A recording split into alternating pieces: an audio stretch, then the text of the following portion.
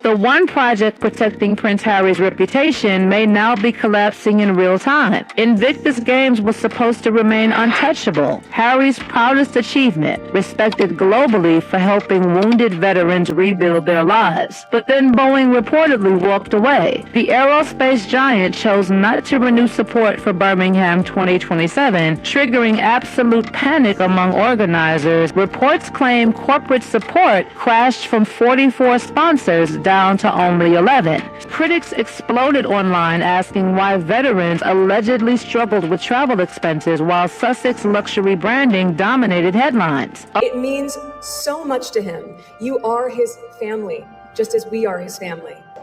It means so much to him. You are his family, just as we are his family. Critics exploded online asking why veterans allegedly struggled with travel expenses while Sussex luxury branding dominated headlines. And I hope you recognize how much of his heart he has poured into every single beat that has gotten all of you to this week that is going to be spectacular. I need you to know that. I need you to know how much it means to him. And I need you to know that. I need you to know how much it means to him. So it is my entire pleasure and complete honor to introduce to the stage my husband, the father of our very sweet, excited children who are cheering you on from California, Prince Harry, founder of the Invictus Games, the Duke of Sussex.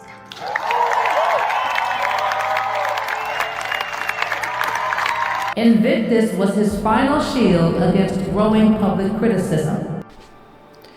I don't know, but looking at all of these news headlines and stories over the last week about Invictus, I don't know if Harry has got his coffee cup and is taking a sip, but he really needs to. Looking at my notes that I made here, so basically what happened and what's breaking over the last week is that the Australian government has axed $9 million worth of funding for the Invictus Australia organization. And this is after their Australian goodwill trip. Okay. Harry and Meghan, I'm sure, went to Australia hoping to drum up support and admiration, which is what they feed off of. Australia is saying no, you guys, even after that trip. So what does that tell you? And then also Boeing has now dropped out of the 2027 upcoming Birmingham Games as well. So they've now lost a huge corporate sponsor moving forward into 2027 Birmingham. And there's now been figures coming out, and they're talking about financial records within the organization as it related to the 2025 Vancouver Games. And they're saying that direct grants that were supposed to go to the veterans in 2025 were slashed by 63%. Okay, so people are asking what is going on, how this is all being handled, because apparently the games in Vancouver in 2025 cost 63.2 million Canadian dollars, and if you divide that by the amount of athletes, I think it was like 500 and something, it comes out to roughly $118,000 supposedly spent per participating veteran in those games. But the veterans themselves have to fund all of their expenses, transportation and otherwise while they're there. So what is happening? Where is this money going? And then you have authors and investigative journalists like Tom Bauer talking about how apparently 24% of a recent $40 million event budget was diverted to fund luxury private jets, hotels, travel, designer wardrobe expenses for Harry and Meghan at the last Invictus Games. Why is all that money being spent in these slush funds, apparently, for Harry and Meghan and all of their brouhaha before, during, and surrounding these games? And listen to this, okay? Take another sip. Apparently, there was leaked internal information, and this was revealed by the Invictus Games Foundation, that they declined a $55 million request from Harry and Meghan's team submitted on behalf of Harry and Meghan, and they were requesting this specifically because they wanted to get the charity to blanket fund 100% of all of Harry and Meghan's expenditures as it relates to their appearances at the games, and they were told no. Okay, and then remember when I was talking to you before about the $118,000 that supposedly is allotted for every veteran, and they're saying, like, why is that?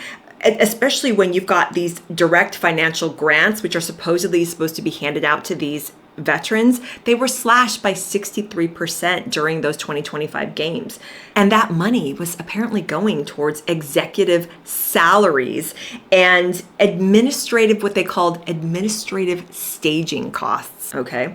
And then one of the last things I have here in my notes is there's a guy, Dominic Reed, who's the CEO of the Invictus Games, and Reed filed a formal petition within the organization detailing allegations of financial mismanagement. And he has specifically accused Prince Harry of failing to maintain basic transparency regarding funds and misallocating capital away from the rehabilitation of the veterans into heavy administrative and lifestyle expenses. And I do know that the Invictus Games Foundation has blocked a lot of people on social media who have commented and who are out there asking specific questions about where the money is going. They're blocking those people. Can you imagine if you are on the up and up, you should welcome questions like that. You should not be blocking people on social media. That is terrible for building public trust, for building the impression that you are an honest, upright, or charitable organization, right? I mean, this is crazy. And then you have this guy, Scott Moore, who was CEO of the 2025-2026 games, who has now basically spearheaded this whole internal resistance where he's even publicly come out and urged Harry not to bring Meghan Markle to the games because she is an unwelcome distraction. And a lot of people feel like that she is indeed an unwelcome distraction. Although there could be some people that probably could rightfully counter argue that, she might be somewhat of a distraction in the way that she tries to make it the Meghan games, but her and Harry are the only things that give these games any sort of publicity. Because as we've seen in photos of the event from 2025, and Tom Bauer has discussed this in interviews and in his book, that, he would go to these specific venues because he was in Vancouver, but he goes to pains to say that a lot of these venues were embarrassingly empty. Now, the events that seemed to get a lot of press and actually had high attendance were the opening ceremonies when you had people like Katy Perry headlining and performing and getting attention. But at the actual individual events, those gymnasiums or, wherever they're being held are empty. There's not a lot going on. And a lot of the photos of the athletes are tight close-up shots. So that's stuff that you can't really fake, especially in pictures.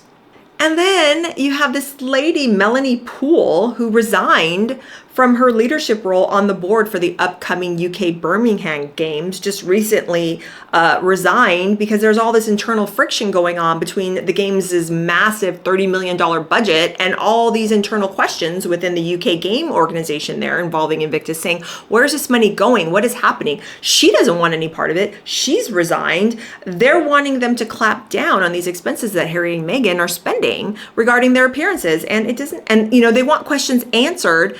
And Harry and Meghan don't want to answer any questions because they are entitled and they feel that their presence there is the draw. And Harry feels that this is his baby. This is what he did. He always fails to mention that he co-founded it with William and Catherine. He did. He wasn't alone in founding the Invictus Games. He got the idea from the US Warrior Games for the Invictus Games. And, while I will say in the beginning, it was a good idea that it was wounded veterans participating in sport activities to boost morale. And, all that is great because obviously Harry has a military background, really, really loved his decade in the UK military. He served proudly, all of that, great. But the problem is that he funded the Invictus Games on this government corporate sponsorship model where the majority of the funding were coming from governments and from big business. And governments and big business are more than happy to fund and to participate in the funding process when you have someone who is a member of the British royal family, who is in good standing with the public, and who is someone that crowds want to turn out to see and support. Harry doesn't enjoy that prominence, that prestige, or even that good faith with the public anymore. And that's why governments are pulling out.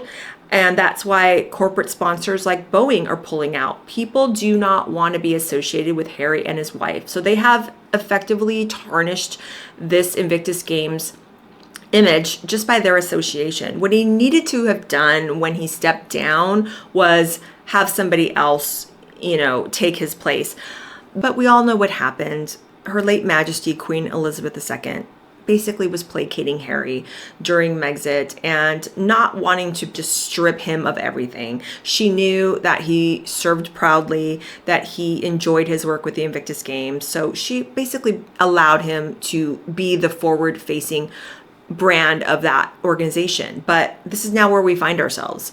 No one likes or supports Harry anymore. They think that Harry is a traitor. They think that Harry is a turncoat. They think that Harry is someone who will write a book and just be a horrible person, sharing all kinds of family secrets and even stories that a lot of people feel are made up, because he himself has said that, even if his memory doesn't serve him, his experience of the memory is enough to write a scathing account like that and throw every single family member under the bus. And even though he's never come out and said a direct disparaging word against Prince Philip or Her late Majesty Queen Elizabeth II, by association of what he's doing, he's dragging down her legacy as well. So he is the type of person that will get down and dirty and ugly in the weeds and just claw and try to draw blood on his way down to try to make money.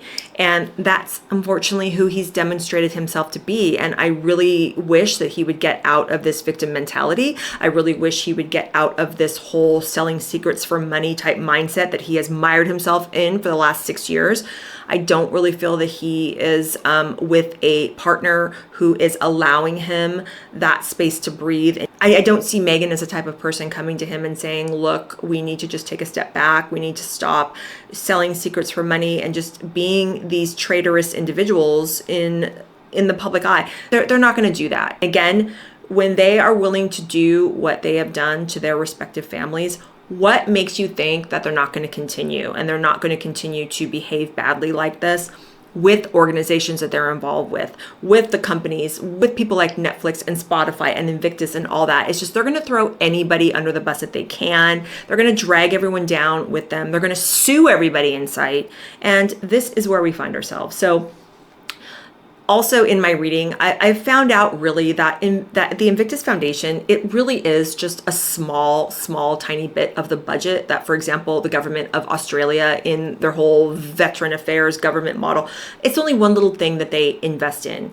The Australian government has basically been the first, and I hope not the last, to publicly come out and say, look, there are so many other more worthwhile veteran charities and things that we can participate in to really boost morale. Because when you do the math, only 30 something people of the supposed 30,000 that Invictus Australia says they help actually went to the games. So in that sense, you're spending a ton of money on something that most of the veterans in Australia aren't even participating in. And when you think about it, I'm sure there are tons of veterans, most of them, not just in Australia, but all over.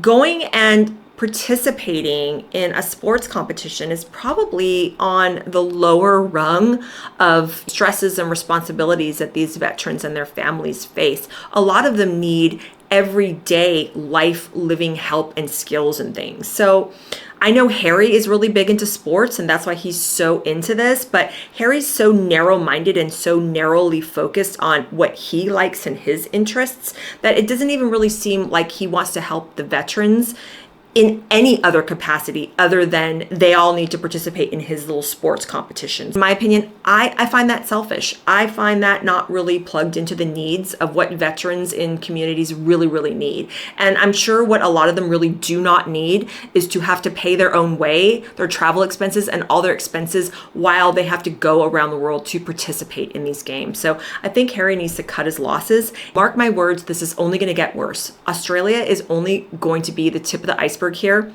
What we're going to find out about what's going on internally within this Invictus financial alleged mismanagement, but I'm sure there's going to be more governmental entities that are now going to follow and say, okay, we're done. We are not going to fund this anymore. I'm sure there's more rumblings to come in Birmingham because that lady, what was her name? Poole, the one that stepped down. I mean, she's got her finger on the pulse of what's going on. I'm sure she sees stuff that she doesn't want to be a part of, things that are going to start being alleged and leaked and revealed, and it doesn't look good. It doesn't look good. He needs to step down. The Invictus Foundation needs to get themselves someone who is not divisive, a sports figure that is well liked, someone that can bring a lot of attention and positive attention to the organization, which is something that Harry and Meghan are not able to do anymore. They are not a positive driving force anymore. The only way that they could be positive, again, go away. But yeah. So that's all I have to say about that whole Invictus thing. And really quickly, I did want to mention that Princess Catherine is in Italy and she is doing research for her early education endeavors that she is involved in. But did you guys see the pictures and the videos on social media? The reception that the Princess of Wales is getting, especially from crowds and crowds of children. It's just so unbelievably sweet to see. These children absolutely love the Princess of Wales. They are gravitating to her like nobody's business. It is so sweet. And there's a video of her playing with a little baby with the mom holding her. Just so unbelievably sweet. And it's so wonderful to see the princess out doing a solo engagement in full support of her own endeavors. I know that the British public and her husband as well and her children must be so proud of her. She is such a source of beauty and strength and grace, such an asset to the British royal family. Cancer survivor. I'm a cancer survivor. That's why I have such a soft spot for the Princess of Wales. But to see her out and looking beautiful as always, such a treat, such a delight. And, you know, that's what real royalty is all about.